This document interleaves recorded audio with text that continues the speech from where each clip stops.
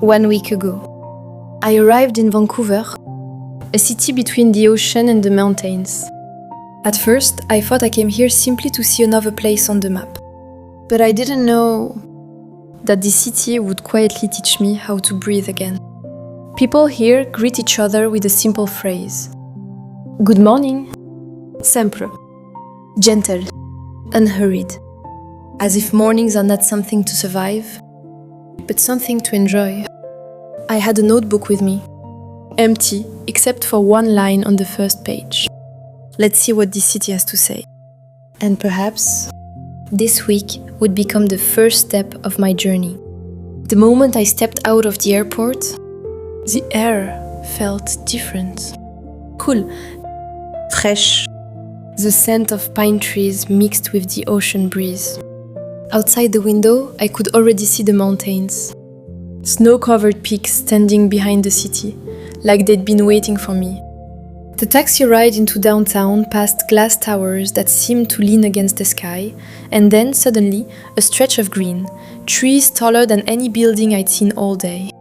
I smiled. For the first time in a long while, I felt excited. Not because I had arrived somewhere famous, but because everything felt unfamiliar, and somehow beautiful. That evening, from my small room near the harbor, I could hear a foghorn somewhere far off. I opened my notebook and wrote my first note. Maybe the world is much bigger than I imagined. I closed the notebook. Tomorrow, I thought, I'll find out what this city eats for breakfast. The next morning, I woke up early. The sunlight gently entered my room. Outside, people were already walking with coffee in their hands. No one seemed to be rushing. No loud traffic. No hurried footsteps. Only calm. I visited Granville Island, a small market filled with flowers, music, and food. Stalls of wild salmon laid out pink and glistening on ice. Warm cinnamon buns. A fishmonger calling out the morning's catch like he was announcing good news. A barista smiled. Good morning. I smiled back. Good morning. My first Canadian breakfast. Warm coffee. Fresh salmon on a slice of dark rye, cold and buttery, almost sweet, nothing like the salmon I'd had back home. I ate it slower than I meant to, just to make it last. I'd grabbed the cinnamon bun on the way, still warm enough to pull apart in soft, sticky strands. I hadn't planned on eating 2 breakfasts. I didn't regret it. The sound of seagulls above the harbor. I sat on a bench facing the water and, without thinking, reached for my phone. Then stopped. I suddenly realized, when was the last time I had breakfast without checking it? When was the last time I simply sat and enjoyed the morning? I took out my notebook instead. Day 2. Breakfast doesn't need a screen. It needs a view. On the 3rd day, I wandered without a real plan. I had never walked a city quite like this. Glass towers on one block, 100-year-old steam clock hissing on the next, like 2 centuries had agreed to share a sidewalk. I started in Gastown, where the old steam clock hissed and whistled on the hour, and cobblestone streets curved past little shops selling maple candy and hand-poured candles. By afternoon, I found myself in Chinatown. Red lanterns strung between buildings, the smell of 5 spice and roasting duck drifting from a doorway. I bought a single pork bun from a bakery with no English sign, just because it smelled like it mattered. The first bite was sweeter than I expected, the dough almost cake-like around the pork filling that tasted like it had been simmering all morning. I ate it standing on the sidewalk, which felt like exactly the right way to eat it. Then I visited Stanley Park. Huge cedar trees surrounded the pathways. Cyclists passed by. Families were having picnics. Children were laughing. Nature wasn't far away. Nature was part of everyday life. And that surprised me. Back home, people often escape to nature. But here, people lived with it. As I walked along the seawall, I looked at the mountains, the ocean, the forest, and the city, all existing together. For the first time, I wondered, why have I always lived so fast? That night, I wrote only one line. Day 3. A city can hold a forest, an ocean, and 1,000 years of stories all in one afternoon. Maybe I can hold more than I think too. On my 4th day, the sky was grey, the kind of soft grey that Vancouver seemed to wear like a favorite sweater. I ducked into a small waterfront cafe to wait out the drizzle. The only other person there was an old man, sketching the harbour in a notebook that looked older than I was. We ended up sharing a table, and then a pot of coffee, and then, without really meaning to, an hour. He told me he'd been a fisherman once, then a teacher, then just a man who draws boats now. He asked me, "Why are you traveling?" I paused. I didn't know. To see the world? To find myself? To escape? I said all three, half laughing at myself. The old man didn't laugh. He just nodded slowly, like I'd said something he already understood. Then he said, "Sometimes we travel far away, only to remember what truly matters." He closed his own notebook, tapped it once, and said, "This is mine. 50 years of boats. What's in yours?" I looked down at the notebook in my bag. I didn't have an answer yet. But those words stayed in my mind. The entire evening. Day 4. A stranger's notebook had 50 years in it. Mine has 4 days. Maybe that's exactly enough to start. On the 5th day, I had never liked heights. But something about the old man's words made me want to try the thing I'd normally avoid. So I visited Capilano Suspension Bridge. I stood at the entrance longer than I needed to, watching other people cross first, telling myself I was just waiting for a gap in the crowd. My hands gripped the rope railing tighter than I'd admit. Standing above the forest, I looked down. The trees stretched endlessly beneath me. For a moment, everything became quiet. Only the sound of the wind. And birds. No notifications. No schedules. No worries. Only this moment. Halfway across, I stopped walking. Just stood there, swaying gently with the bridge, the fear slowly loosening its grip. And strangely, I didn't feel lonely. I felt peaceful. Perhaps peace isn't found. Perhaps peace is remembered. On the other side, I bought a hot chocolate from a small stand and sat until my hands stopped trembling. Not from fear anymore, but from something closer to joy.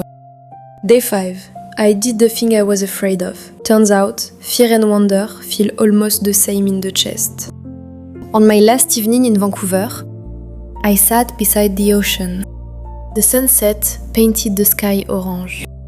The city lights slowly began to appear, one window at a time, like the city itself was exhaling. I opened my notebook and wrote, longer this time than any night before. Day 6. I learned how to breathe.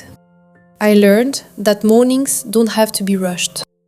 I learned that silence is not emptiness. I learned that a stranger with a notebook full of boats can teach you more in an hour than a guidebook can in a week. Nature doesn't ask us to become someone else. It simply reminds us who we are. For a long time, I simply listened. To the waves, to the wind, and perhaps, for the first time in years, to myself. There's a song that lives inside that feeling, like a slow breath after a long time of holding it in. This is that song. Bonjour Soleil, or here that say it as Good morning sunshine.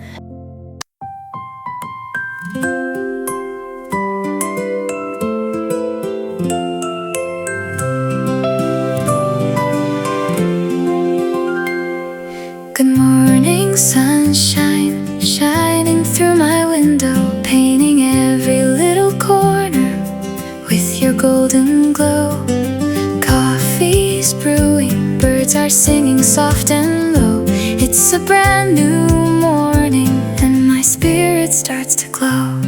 The whole world wakes beneath your gentle light, chasing every cloud until the sky turns bright. Good morning, sunshine, warm my heart today. Good morning, sunshine, wash my cares away. Good morning, sunshine, shine on me. Today I'm finally free. Stepping outside, I'm grateful for this day. Your golden rays show me a brighter way. Every flower dancing in your gentle light makes everything feel perfectly right. The morning breeze whispers, come and play in this garden where my fears just fade away. Good morning, sunshine, warm my heart today. Good morning, sunshine, wash my cares away. Good morning, sunshine, shine on me. Today I'm finally free. When storm clouds gather in the sky, when sadness tries to cloud my mind, I look up high and realize you've always been right here with me. Every morning brings hope anew. Every ray whispers, I love you. Good morning, sunshine, you bring me joy. Your light has helped me all along. With every smile, with every ray, you make my world a brighter place. Good morning, sunshine, light my way. Make this a perfect day. Your warmth will always stay in my heart, come what may. Good morning, sunshine, thank you for your smile. Good morning, sunshine, stay with me a while.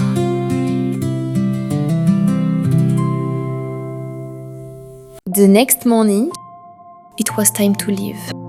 The airplane slowly climbed above the clouds. Golden sunlight filled the cabin. I opened my notebook one last time. Vancouver, Canada. I came here looking for new places, but I found something else. I found stillness. I found mornings. I found a stranger who reminded me that 50 years fit inside a notebook, and so, someday, will mine. And I found the simple joy of breathing. I looked outside the window. Clouds stretched endlessly beneath me. Tomorrow, another sunrise awaited. Another language, and perhaps another small piece of myself. Some cities change your plans. Some cities change your heart. And some cities quietly change the way you see life. Vancouver was one of them. But my journey has only just begun. Next week, I trade the mountains for the warmth of another sea. Next stop, somewhere the sun speaks a different language. Sofia's journey continues. See you next episode!